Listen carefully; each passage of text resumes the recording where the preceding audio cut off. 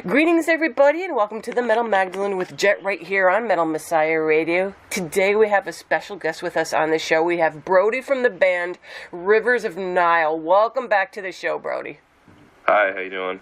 I'm doing great. So, Brody, for those that don't know, tell people a little bit of the history behind the band. So we formed in 2009. My band that I was in at the time with our current bass player, Adam Biggs, we were in a thrash band together when I was in high school, and that band fell apart. And then another group of guys, our original guitarist and drummer, as well as our current vocalist, they were in a band together that also fell apart around the same time. So we kind of came together as a five-piece back then. We released 2 EPs between 2009 and 2012, and we did a bunch of DIY touring in the Midwest, South and East Coast of the United States. And then in 2012, we signed with Metal Blade Records. 2013, we released our first full-length record, toured a bunch. 2015, we released our second full-length record on Metal Blade, and then toured a bunch more. And here we are in 2018, about to release our third record, Where Owls Know My Name. And what's the current lineup of the band? Current lineup is myself. I play guitar.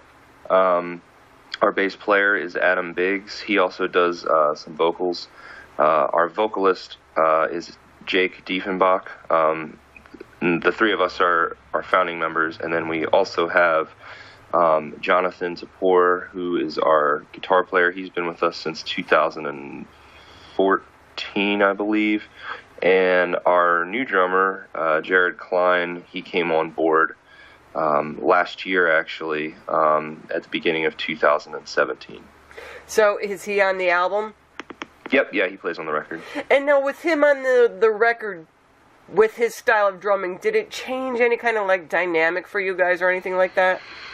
Well, not really. I mean, I write most of the songs at my house, and I program out kind of rough ideas of drum patterns and stuff, and that's sort of always been my system. So whoever's, playing drums for us will basically take my simple drum ideas and kind of personalize them and put their own touch on them. So that's basically what Jared did, and I like his style of drumming because he kind of holds it down when he needs to. He sits back and just plays the drums when, it just needs to be something that's holding the beat together. And then other times he really adds the flavor and the technicality that he's really good at. So he definitely he did a great job on the record, and we're all real happy with the work that he did.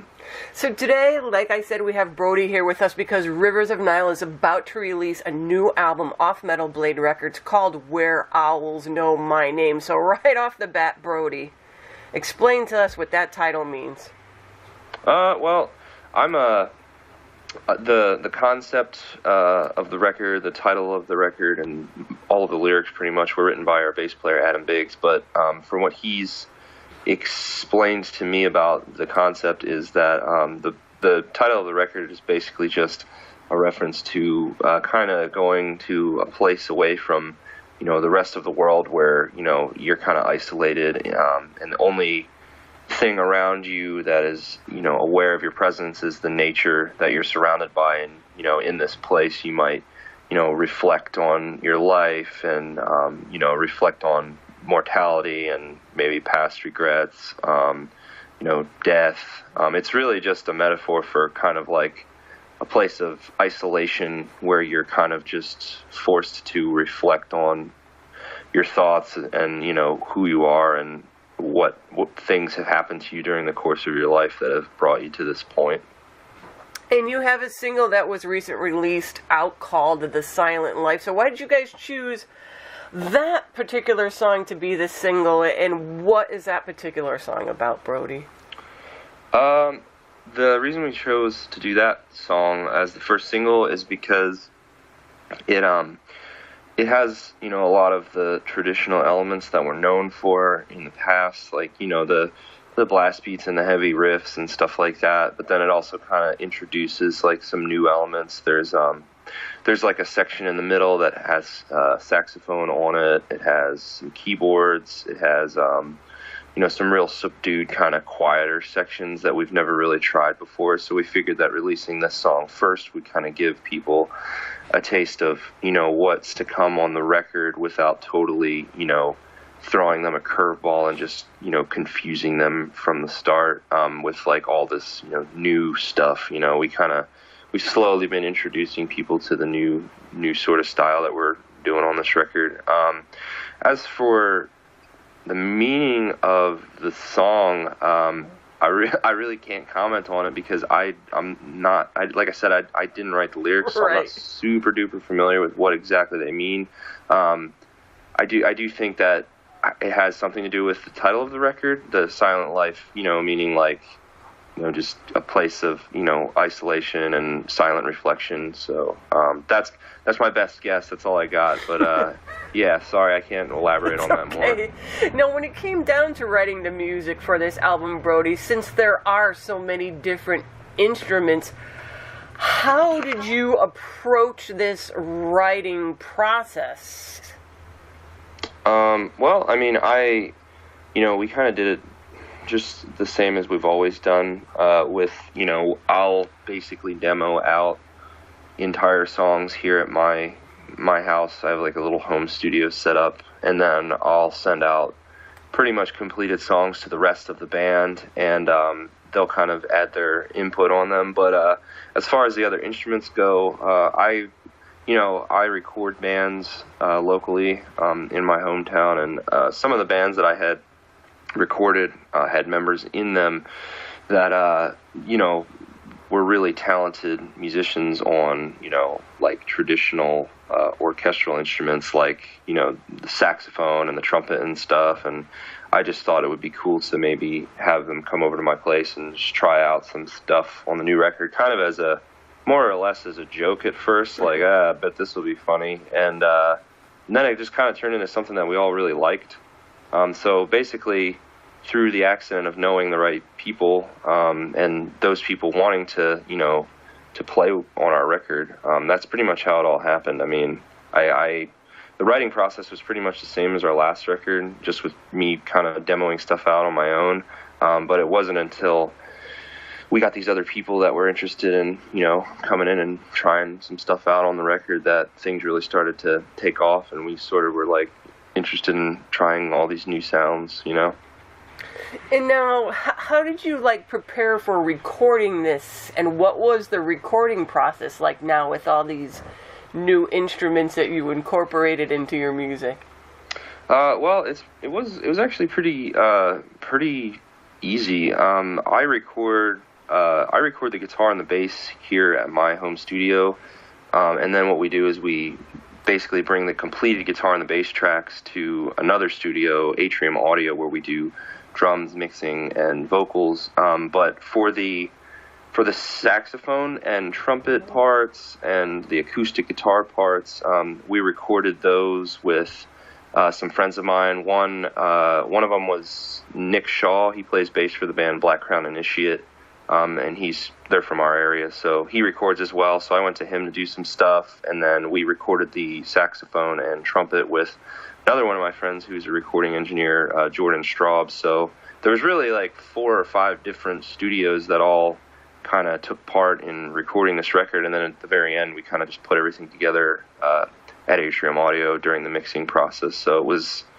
it sounds like a lot, but it was actually probably the most stress-free recording session that I've ever had, just because we knew everyone that we worked with for years, so it was like there was no awkward sort of new person pressure, I guess. So it was fun. It was a fun process, and it didn't take too much stress to get it done. And now, did you have any other guests on the album? Yeah, we did. My friend Justin McKinney, he plays guitar for the band The Zenith Passage and The Faceless. He did a guitar solo on one of the songs on this record, and also Andy Thomas, he sings for, he's the clean vocalist for the band Black Crown Initiate. He recorded some vocal parts on the CD as well, so Yeah, I mean, it's always cool to like have these sort of fantasy guest artists on your record, like, oh, I'd love to have Keith Richards play guitar solo, but you have to, it's more fun when it's like someone that you're actually friends with that wants to be on your record, and that was the case with these guys, and they're both incredibly talented musicians, so having them on the record was like a super cool and super obvious choice for us to make. So tell us a little now about the cover artists and what the art depicts. Basically, the art is done by Dan Seagrave. He's done our last 2 records. He did the first one, The Conscious Seat of Light, and our last one, Monarchy. And each of our records follows this kind of seasonal concept. Our first record started with spring concept. Our last record was a summer concept record, and this one is an autumn themed record. And basically, what the album cover depicts is just this. Basically the main character in the story of this record. It's this individual or being or whatever you want to call him who's been existing on the planet alone for thousands of years because at the end of the story on the previous record, at the end of the last record, everyone went off into the sea, so they left behind this one person on the planet, and he's kind of been existing in this sort of isolated place for thousands and thousands of years, slowly forgetting who he used to be when he was a man, and he's kind of slowly shifted into this like being that's just sort of made of nature, like tree roots and branches and leaves and decaying animals that have died on the land that he occupied. And the face on the front of the record, that's this main character. He's just existing in this place alone, and he's sort of just become part of the nature that surrounds him. So that's what the album cover depicts, is just basically the main character of this story, who is the last person alive on the planet, and he's been that way for thousands of years. And you guys got some shows now coming up to support the album release? Yeah, we're going on tour starting on the 15th of March with Dying Fetus and Die Art is Murder, and we'll be out for a little over 4 weeks. So, yeah, we're all looking forward to that. Should be a good time. And are you playing the New England Metal and Hardcore Fest this year? Yeah, we are. Yep. Okay. Mm-hmm. I thought I saw you on the bill. I wasn't quite sure. And is that going to be the Friday show? The 20th or something like that? I'm not. Yeah, it is. It's the 20th. Yep, okay. It's the 20th. Okay. Yeah. Yep. So we're looking forward to that as well. And Brody, what sites can people go to learn more about the band? We're on all the social media platforms: Facebook, Instagram, Twitter, YouTube, and then all streaming services: Spotify, Google Play, Apple Music, iTunes, etc. So pretty much, I think we're on pretty much everything except for Snapchat. So anyone that wants to go out and check us out on there can do so. Awesome. Well, there you guys have it. The new album by Rivers of Nihil called Where Owls Know My Name, out on Metal Blade Records March 16th. And Brody, thank you for taking the time out to come on the show today to tell us a little bit about your band and the new album, and all the best for you out on the road. All right. Well, thanks for having me.